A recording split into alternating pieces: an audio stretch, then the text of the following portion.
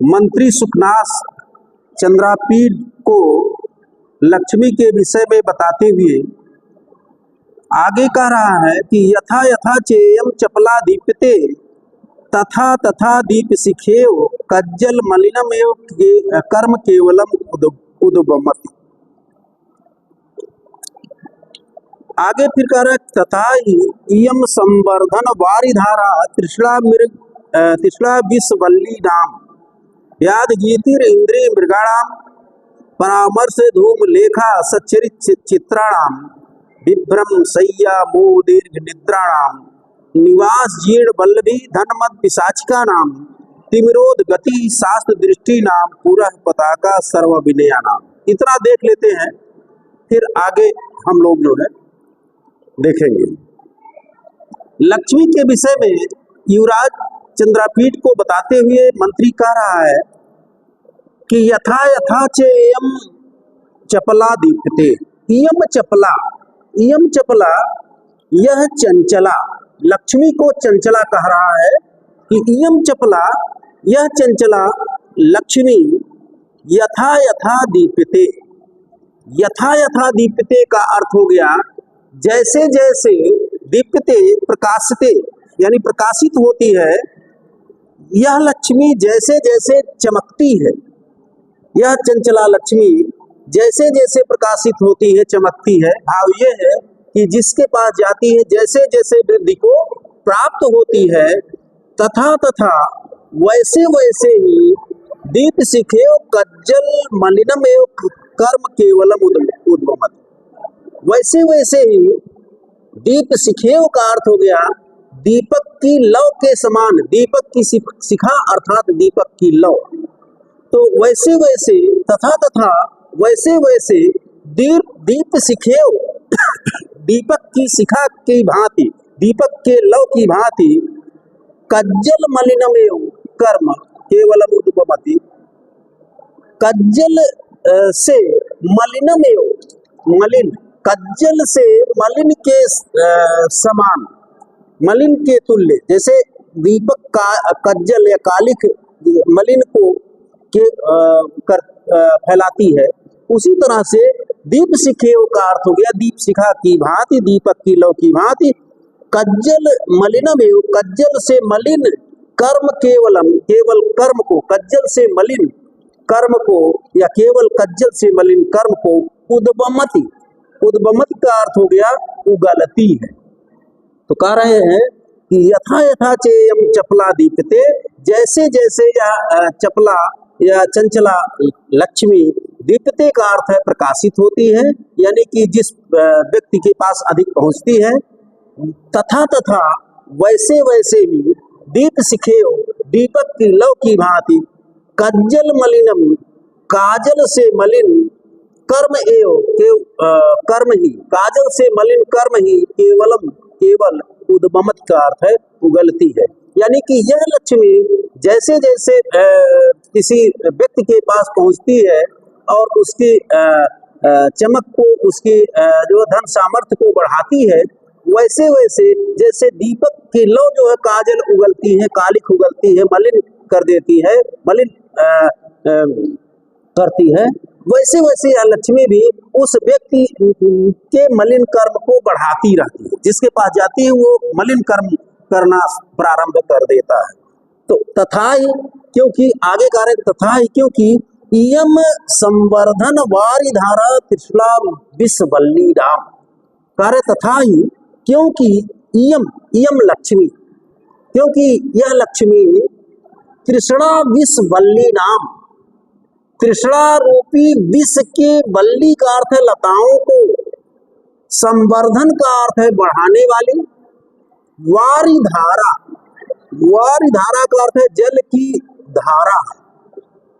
यह लक्ष्मी तृष्णा रूपी विष के लताओं को बढ़ाने वाली जलधारा है, संवर्धन वारिधारा, बढ़ाने वाली वारिधारा है। जैसे कोई लता है, उस पे जल की धार प्रवाहित की जाती है और वो हरी भरी हो जाती है और बढ़ने लगती है, उसी तरह से जो तृष्णा है, धन की तृष्णा, ऐश्वर्य की तृष्णा, यह जो है उस तृष्णा को, प्यास को, मनुष्य में उस तृष्णा को संवर्धन, तृष्णा विष बल्ली नाम का अर्थ है, तृष्णा रूपी विष बल्ली के संवर्धन वाली धारा का अर्थ है बढ़ाने वाली जल की धारा है। आगे फिर उस लक्ष्मी के विषय में कह रहे हैं कि चेयम, देखिए इयम सबके साथ जुड़ा हुआ है, इयम व्याध गीतिर इंद्रिय मृगाणाम, कह रहे हैं कि क्योंकि यह लक्ष्मी इंद्रिय मृगाणाम, इंद्रिय मृगाणाम का अर्थ हो गया इंद्रिय रूपी मृगों के लिए व्याध गीति, व्याध का अर्थ है बहेलिए की, गीत का अर्थ है गान है। यह इंद्रिय रूपी मृगों के लिए बहेलिए का गान है। इंद्रिय जो है पांच जो है, जो ज्ञान इंद्रियां जो विषयों की ओर आकर्षित होती हैं और जो है उनके अलग अलग विषय हैं, जैसे जो है स्रोत का है शब्द, और त्वक का है त्वचा का, त्वक इंद्रिय का है स्पर्श विषय, और इसके बाद जो है चक्षुंद्रिय का है रूप विषय, और इसके बाद जो है रसनेन्द्रिय जिह्वा का है रस विषय, और घ्राण इंद्रिय यानी नासिका का है गंध विषय। तो इंद्रियों के अलग अलग विषय हैं। तो कह रहे हैं कि इंद्रिय, कहा जा रहा है कि इंद्रिय मृगाणाम, ये इंद्रियों को अगर मृग मान लिया जाए, हरिण मान लिया जाए, मृग का अर्थ होता है हिरण, इंद्रिय मृगाणाम का अर्थ हो गया इंद्रिय रूपी मृगों के लिए व्याध गीति, बहेलिए का गान है। देखिए प्राचीन समय में भी जो है बहेलिए मृगों का जब शिकार करते थे, तो मृगों का शिकार जब करते थे तो मृग को बुलाने के लिए, शब्द के आकर्षण से अपनी ओर आकृष्ट कराने के लिए बहेलिए एक गान प्रस्तुत करते थे, गाते थे, कुछ ऐसा गाते थे कि मृग उस शब्द को सुन करके धीरे धीरे आकृष्ट होकर के स्वयं ही बहेलिए के पास आता था और जाल में फंस जाता था, या उसको बहेलिया जब उसकी परिधि में आ जाता था तो उसको बाण आदि से उसको मार देता था। तो एक तरह से उस गान को सुन करके शब्द के आकर्षण के कारण उनकी इंद्रियां, देखिए कर्णेंद्रिय जो है वो शब्द जो सुनती है, उस इंद्रिय को अगर मृग मान लिया जाए तो वो कर्णेंद्रिय खींच करके ले आई बहेलिए तक, उस गीत के शब्दों को सुनने के आकर्षण के कारण। तो कह रहे हैं कि जो है इंद्रिय मृगाणाम, इंद्रिय रूपी मृगों के लिए व्याध गीति का अर्थ है बहेलिए का गीत है। कौन? यम लक्ष्मी, यह लक्ष्मी जैसे बहेलिए का गीत जो है मृगों को खींच करके ले आता है, और इसके बाद जो है मृगों को खींच करके लाता है और बहेलिए के द्वारा फंसा लिया जाता है अथवा मार दिया जाता है। तो यह लक्ष्मी भी जो है जिसके पास आती है तो आकर्षण ऐसा उत्पन्न करती है कि उसका फिर धीरे धीरे विनाश उत्पन्न होने लगता है, विनाश की ओर उसको ले जाती है। तो देखिए ये जो इंद्रिय हैं उनके विषय हैं, और जो है इन विषयों के आकर्षण में पंच ज्ञानेंद्रियां हैं और 5 विषय हैं। इन विषयों के आकर्षण में यानी शब्द, स्पर्श, रूप, रस, गंध ये विषय है। इन विषयों के बस में होने के कारण जो है एक प्राणी मारा जाता है, और इसका शास्त्रों में जो है नाम निर्देश भी किया गया है कि जैसे शब्द, स्पर्श, रूप, रस, गंध इन विषयों से आकर्षित होकर के कौन कौन प्राणी मारे जाते हैं। तो कुरंग कहा गया कि कुरंग, मतंग, पतंग, मीन, भृंगा, अतः पंचभीरेव पंच, ये शास्त्रों में कहा गया। एक प्रमादी सक न हन्यते यह सेवते पंचभीरेव पंच। कहा गया कि कुरंग का अर्थ होता है हरिण। शब्द को सुन करके कौन मारा जाता है? बहेलिए के शब्द को सुन करके, उसके गीत को सुन करके कुरंग का अर्थ होता है हरिण। हरिण मारा जाता है, उससे आकर्षित होकर के आता है और फिर मारा जाता है। तो वो जो व्याध का गीत उसके लिए क्या हो गया, उसके लिए विनाश का, मृत्यु का कारण हो गया। तो और इसके बाद मतंग, मतंग जो है स्पर्श, देखिए शब्द से हिरण मारा जाता है और स्पर्श से कौन मारा जाता है, मतंग। मतंग का अर्थ होता है, एक तो मतंग मुनि है, और मुनि नहीं अर्थ यहाँ है, बल्कि कौन प्राणी मारा जाता है, वो हाथी।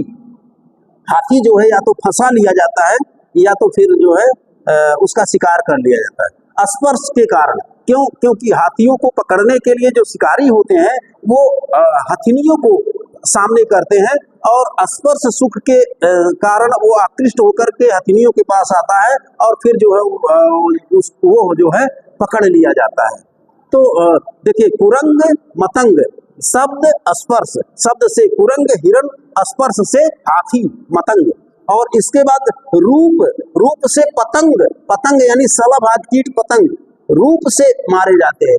यानी कि जैसे दीपक का आदि का प्रकाश है, रूप दृश्य दिखा, और इसके बाद या किसी जो है कोई ऐसा तेज है, चमक है, अग्नि आदि है, अग्नि आदि के प्रकाश से जो है उस रूप को देख करके कीट पतंग आदि जो कहा जाते हैं उस पर आकर्षित हो जाते हैं, उस पर खींच करके जाते हैं और वहीं जल जाते हैं, मर जाते हैं। तो देखिए रूप से कौन मारा गया, पतंग। शब्द से कुरंग यानी हिरण, स्पर्श से मतंग यानी हाथी, और इसके बाद रूप से पतंग यानी कीट पतंग आदि मारे जाते हैं। और इसके बाद कह रहे हैं कि रस, शब्द स्पर्श रूप रस, रस से कौन मारा जाता है, तो कह रहे हैं कि रस मीन, मीन का अर्थ होता है मछली। मछली जो है, मछली को जब जो है कुछ लालच दे करके, कुछ जो है खाद्य दे करके उस जो उसके लिए जो है आकर्षित करने वाली हो, उसको दे करके मछली को जो है करते हैं और मछली उससे आकृष्ट होकर के आती है रसास्वाद करने के लिए, और क्या हो जाती है, फंस जाती है, कांटे आदि में फंस जाती है। तो कह रहे हैं कि जो है रस से मीन यानी मछली जो है मारी जाती है। गंध, गंध से देखिए तो रूप रस, रूप शब्द स्पर्श रूप रस, इसके बाद गंध, गंध से कौन मारा जाता है, भृंगा। भृंगा का अर्थ होता है भ्रमर, भौरा। भौरा जो है, भौरा वो गंध से आकर्षित होकर के किसी कली आदमी बैठता है और इसके बाद कली पंखुड़ी आदि जो है कोस आदि वो जब सूर्यास्त के बाद बंद हो जाता है तो उसी में जो है वो प्राण त्याग देता है या उसी में जो है उस आकृष्ट होकर के फंस जाता है, पकड़ लिया जाता है, फंस जाता है। तो जो है यहाँ कह रहे हैं कि इंद्रिय मृगाणाम, इंद्रिय रूपी मृगों के लिए, इंद्रिय रूपी मृगों के लिए इयम यह लक्ष्मी व्याध गीति, व्याध गीति का अर्थ है बहेलिए का गीत है। जैसे बहेलिए का गीत जो है मृग को आकर्षित करके फंसा लेता है और उसको मार देता है, उसी तरह से यह लक्ष्मी भी जो है जिसकी इंद्रिय जो है, जो जितेंद्रिय नहीं है, वह जो है आकर्षित होकर के इस लक्ष्मी के द्वारा फंसा लिया जाता है और धीरे धीरे पतन की ओर धकेल दिया जाता है। कारण कि परामर्श धूम लेखा सच्चरित चित्राणाम, सच्चरित चित्राणाम का अर्थ हो गया सच्चरित के लिए जो सज्जन है, जो सच्चरित रूपी चित्र है, सज्जन रूपी या सच्चरित रूपी चित्रों को परामर्श का अर्थ है पोंछने के लिए, धूम लेखा का अर्थ है धुएं की पंक्ति है, धुएं की रेखा है। सच्चरित चित्रों को, सच्चरित चित्राणाम का अर्थ हो गया सच्चरित, सदचरित, जहाँ पर सत्पुरुषों के चरित्र का चित्र बनाया गया हो, ऐसे उन चित्रों को परामर्श का अर्थ है पोंछने के लिए, धूम लेखा का अर्थ है धुएं की पंक्ति है। जैसे धुआं जो है कहीं कोई चित्र लगा हुआ है और धुआं बहुत कर दिया जाए तो धीरे धीरे धीरे धीरे धीरे धीरे वो क्या हो जाएगा, चित्र मलिन होते होते बिल्कुल मिट जाएगा। उस धुएं से चित्र जो है वो धीरे धीरे मिट जाएगा। तो उसी तरह से कह रहे हैं कि सच्चरित चित्रणाम, सज्जनों के चरित्र रूप चित्रणों को, चित्रण को परामर्श का अर्थ है समाप्त करने की, पोंछने की, धूम लेखा का अर्थ है धुएं की पंक्ति है। कौन? यह लक्ष्मी, यह लक्ष्मी। तो यह लक्ष्मी सच्चरित चित्रों को पोंछने के लिए धुएं की पंक्ति है। फिर कह रहे हैं कि विभ्रम सय्या मोह दीर्घ निद्राणाम। मोह दीर्घ निद्राणाम, मोह का अर्थ है मोह रूपी, दीर्घ निद्राणाम का अर्थ है लंबी निद्रा के लिए।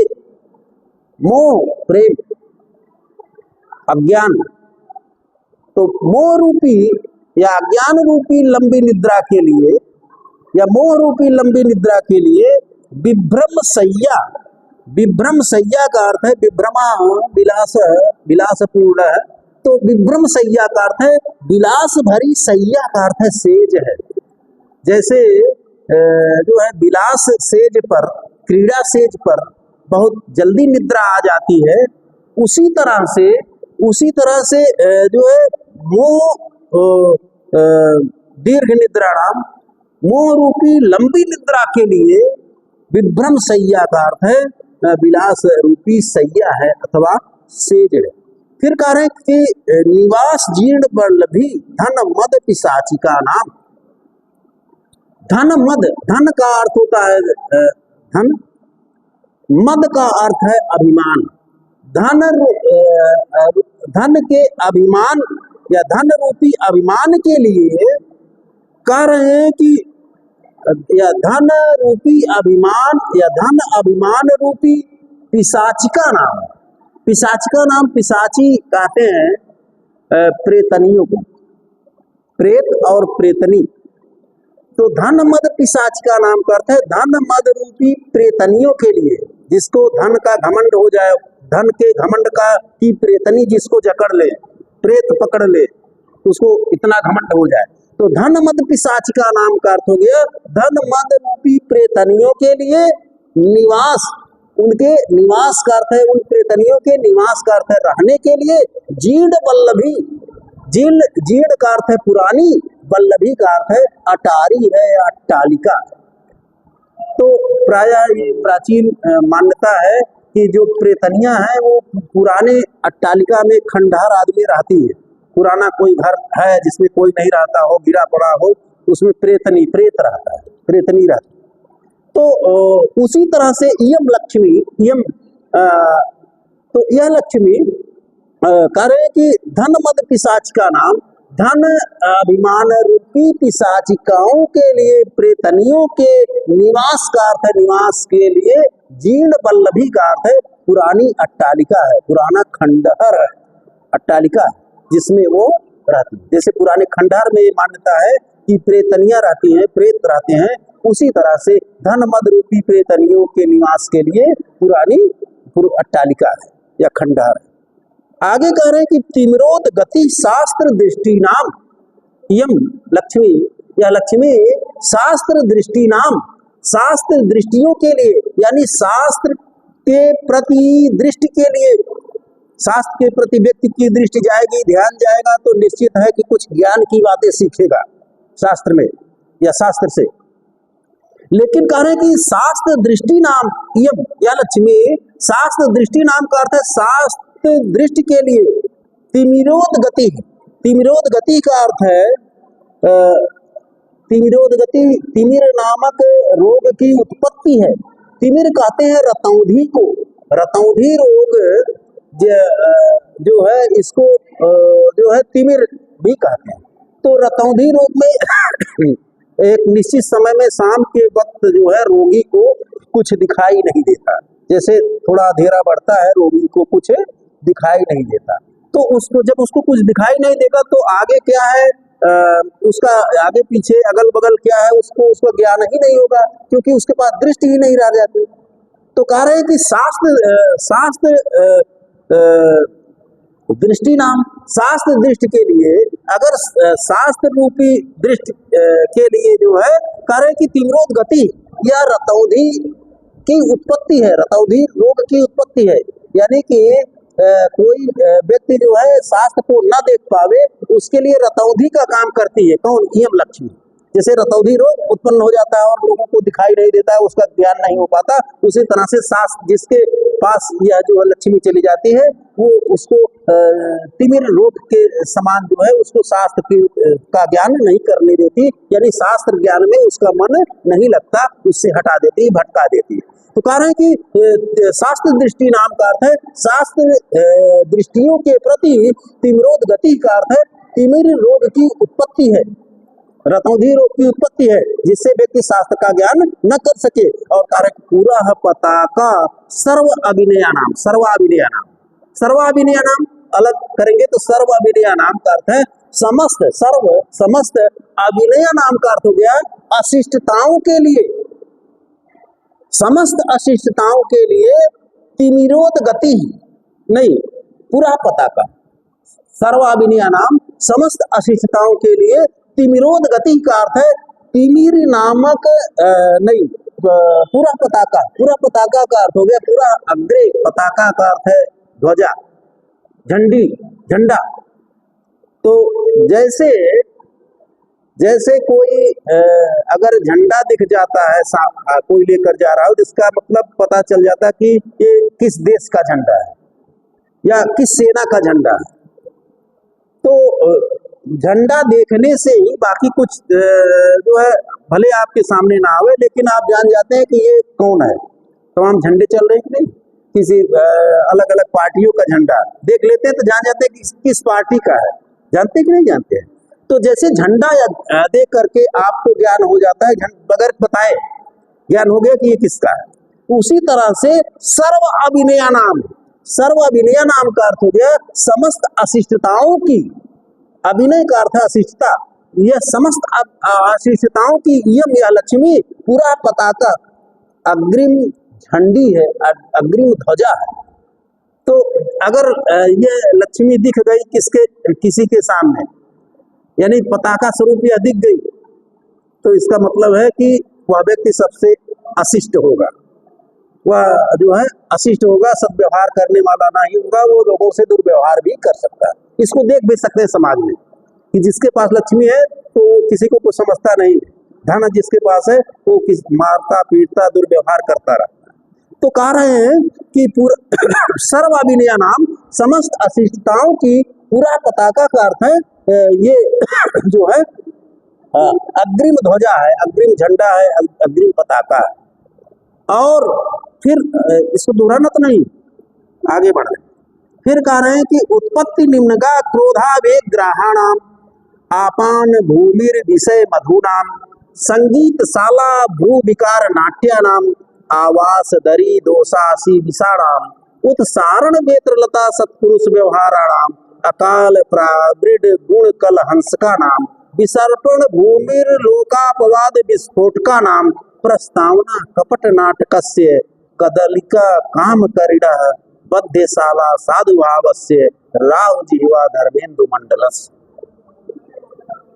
कार्य क्योंकि इयम या लक्ष्मी उत्पत्ति निम्नगा क्रोधावेग ग्राहाणाम, ग्राह नक्र मगर मगर मच्छर, क्रोधावेग ग्राहाणाम का अर्थ हो गया क्रोध रूपी क्रोध आवेश रूपी, ग्राहाणाम का अर्थ हो गया मगरमच्छों की, उत्पत्ति निम्नगा का अर्थ हो गया कि निम्न गच्छति इति निम्नगा, जो नीचे की ओर जाती है। नदी, नदी हमेशा ऊंचाई से जो है नीचे की ओर बहती है, ये बहती है, तो इसलिए नदी को निम्नगा कहते हैं, यानी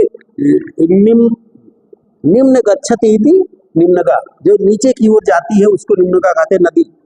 तो कह रहे हैं कि क्रोधावेग ग्राहाणाम, क्रोध आवेश रूपी, क्रोध आवेग रूपी ग्राहाणाम, अगर क्रोध आवेग को ग्राह का अर्थ है मगर, मच्छ, मकर, तो क्रोधावेग ग्राहाणाम का अर्थ हो गया क्रोध आवेग रूपी मगरमच्छों के लिए, मगरमच्छों की उत्पत्ति का अर्थ उत्पत्ति कराने वाली, निम्नगा का अर्थ है नदी है।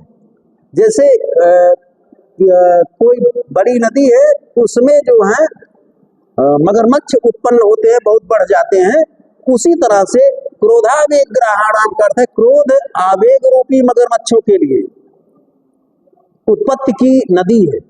यानी कि जिसके पास यह लक्ष्मी पहुंच जाती है उसमें जो है क्या हो जाता है, क्रोध उत्पन्न होना शुरू हो जाता है, वो जल्दी क्रोधित हो जाता है लोगों पर।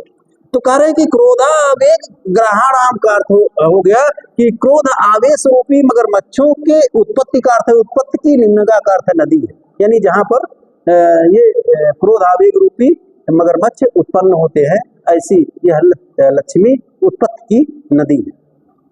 फिर कह रहे हैं कि आपान भूमिर विषय मधुनाम, विषय मधुनाम का अर्थ हो गया विषय रूपी मधु के लिए, विषय रूपी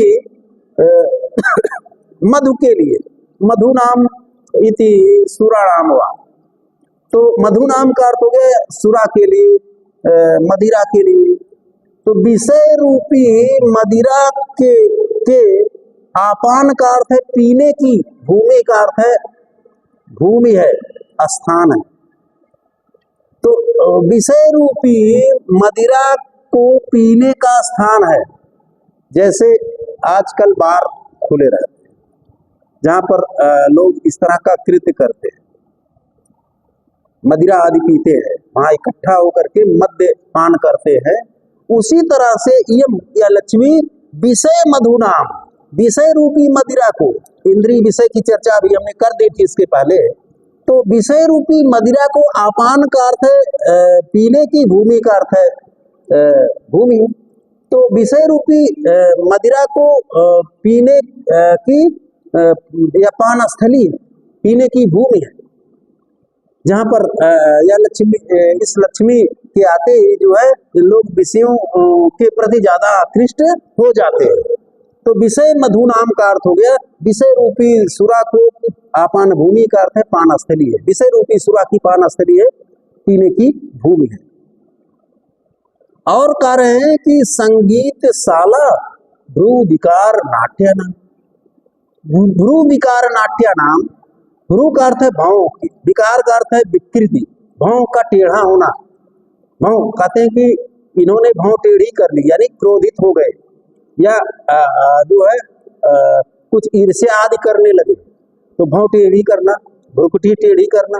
तो कारण कि भ्रू विकार नाट्य नाम, भ्रू विकृति रूपी नाट्यों के या भ्रुकुटी विकार रूपी नाट्यों के, नाट्य अभिनय है, भ्रू भाव टेढ़ा करना, इसका अभिनय करना। तो भ्रू विकार नाट्य नाम का अर्थ है कि भ्रुकुटी विकार रूपी अभिनयों की संगीतशाला, संगीतशाला यहाँ पर संगीत आदि का अभिनय किया जाता है, यानी रंगमंच। तो भ्रुकुटी विकार रूपी अभिनयों के लिए संगीतशाला का अर्थ है रंगशाला है अथवा रंगमंच है। कौन? यह लक्ष्मी। यानी जिसके पास जाती है वो भाव टेढ़े करने का अभिनय करना शुरू कर देता है। तो कह रहे हैं कि भ्रू विकार नाट्य नाम, भ्रुकुटी विकार रूपी अभिनयों के लिए रंगमंच है, संगीतशाला यानी रंगमंच है। तो यह लक्ष्मी भ्रू विकार रूपी अभिनयों की रंगमंच है। फिर कह रहे कि आवास दरी दोषासी विषाणाम, दोषासी विषाणाम, आसी कहते हैं दाढ़ी को, विष कहते हैं जहर, जिसकी दाढ़ी में जहर हो, सर्प। तो आसी विषाणाम का अर्थ हो गया या जिसकी दाढ़ में जहर हो, सर्प। तो आसी विषाणाम का अर्थ हो गया सर्पों के, और कैसे? दोषासी विषाणाम, दोष रूपी सर्पों के की आवास दरी, आवास का अर्थ है रहने की, निवास करने की, दरी का अर्थ होता है गुफा है। सर्प जो है गुफाओं में अंधकार में रहते हैं, अंधकार में छिप करके रहते हैं, बैठते। तो दोष रूपी मनुष्य में जो दोष है उसको अगर सर्प मान लिया जाए तो दोषासी विषा, दोष रूपी सर्पों के आवास की, आवास दरी का अर्थ है रहने की गुफा है। यानी जिसके पास यह लक्ष्मी पहुंचती है उसमें दोष पहुंच जाता है, दोष रूपी सर्प जो है पहुंच जाता है। तो कह रहे हैं कि दोषासी विषाणाम, दोष रूपी सर्पों की आवास दरी का अर्थ है निवास की यह लक्ष्मी गुफा है। फिर कह रहे हैं कि उत्सारण वेत्रलता सत्पुरुष व्यवहाराणाम, सत्पुरुष व्यवहाराणाम का अर्थ है सत्पुरुष, सज्जन पुरुषों के व्यवहाराणाम का अर्थ है सद्व्यवहार को, उत्सारण का अर्थ है दूर हटाने की, वेत्रलता का अर्थ है वेत की छड़ी। तो सज्जन पुरुष के व्यवहारों को हटाने की वेत की छड़ी है, यानी शिष्टाचारों को हटाने वाली वेत की छड़ी है। तो कह रहे कि सत्पुरुष व्यवहाराणाम, सज्जन पुरुषों के व्यवहारों। फिर देखिए कह रहे हैं कि उत्सारण वेत्रलता सत्पुरुष व्यवहाराणाम, सत्पुरुष व्यवहाराणाम का अर्थ है सज्जन पुरुषों के व्यवहारों को, उत्सारण का अर्थ है दूर करने की, हटाने की, अर्थात शिष्टाचार को हटाने की, वेत्रलता का अर्थ है वेत की छड़ी है। और फिर कह रहे हैं कि अकाल प्रावृत गुण कलहंस का नाम, अकाल प्रावृत गुण कलहंस का नाम का अर्थ हो गया अकाल प्रावृत, प्रावृत कहते हैं वर्षा ऋतु, अकाल का अर्थ है असमय, असमय असमय, प्रावृत का अर्थ है वर्षा ऋतु है। इसके लिए गुण कलहंस का नाम, गुण रूपी कलहंसों के लिए असमय वर्षा ऋतु है, गुण रूपी कलहंसों के लिए असमय वर्षा ऋतु है। गुण कलहंस क्या है? देखिए सामान्यतः जो है वर्षा ऋतु में हंस यहाँ के मैदान के सरोवरों को छोड़ करके मान सरोवर की ओर चले जाते हैं सामान्य रूप से। और फिर शरद ऋतु में फिर वो जो जैसे शरद ऋतु आता है फिर वो वापस जो है मैदान की तरफ, मैदान के तालाबों में आकर लौट आते हैं। और जो पूस से लेकर के हिंदी मास पौष जिसको कहते हैं, पौष से लेकर के चैत्र तक पूस, और इसके बाद पूस के बाद क्या है नहीं मालूम। हाँ, तो पूस से लेकर के चैत्र तक यानी 4 मास, 4 मास ये जो है ये इस बीच में अगर वर्षा होती है तो इसको जो है इसको कहते हैं अकाल प्रावृत, अकाल प्रावृत यानी असमय वर्षा। और जब वे शरद ऋतु में पुनः लौट आते हैं तो पूस से लेकर के चैत तक की असमय की वर्षा में इधर रहने वाले हंसों को जो है, अगर असमय यहाँ वर्षा हो गई तो इधर रहने वाले हंसों को बड़ी कठिनाई होती है, वो कठिनाई असहजता झेलते हैं। और शीत के कारण, क्योंकि पूस में जो है पूस माघ में ठंडक भी रहती है, तो शीत के कारण वो मानसरोवर भी नहीं जा सकते, वहाँ तो और शीत पड़ेगी, तो वहाँ भी नहीं जा सकते। और जो वर्षा के कारण ये जो है यहाँ के सरोवर भी फिर उनके लिए जो है कष्टदायी हो जाते हैं। तो उसी तरह से लक्ष्मी के आने पर जो है पुरुष के गुणों की भी, पुरुष के जो गुण है उन गुणों की भी यही जो है दुर्दशा होती है। तो कह रहे हैं कि सत्पुरुष व्यवहाराणाम का अर्थ हो गया सज्जन पुरुषों के व्यवहारों के लिए अकाल प्रावृत, नहीं अकाल प्रावृत गुण कलहंस का नाम गुण रूपी कलहंसों के लिए।